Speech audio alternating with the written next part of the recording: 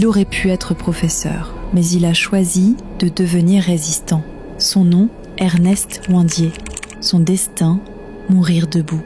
Né en 1914, dans la région de l'ouest Cameroun, très tôt à 15 ans, il est marqué par les injustices commises par les colons contre ses proches.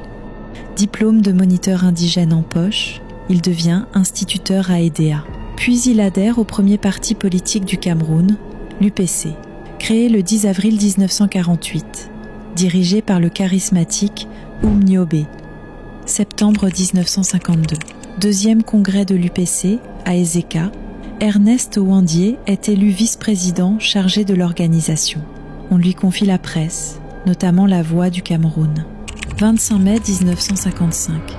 Un meeting de l'UPC est attaqué. Pendant les heures, un policier est tué.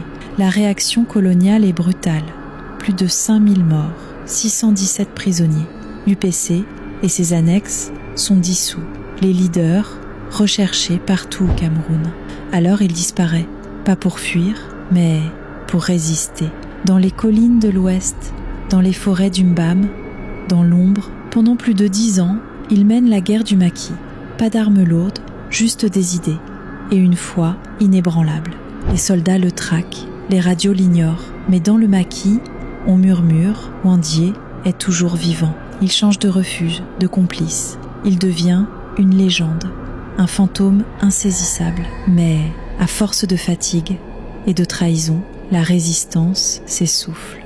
1970, il est dénoncé, capturé, humilié.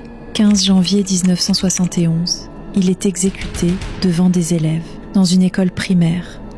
3 balles dans le corps et un silence, à jamais dans l'histoire. Ernest Ouandié, dernier maquisard, symbole d'un combat effacé des livres, mais pas des consciences. Ils auront donné toute leur force, leur jeunesse, leur vie, mais ce ne fut pas assez.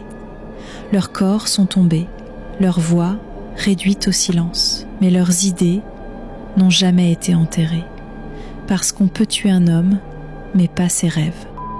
Abonne-toi et rendez-vous au prochain numéro.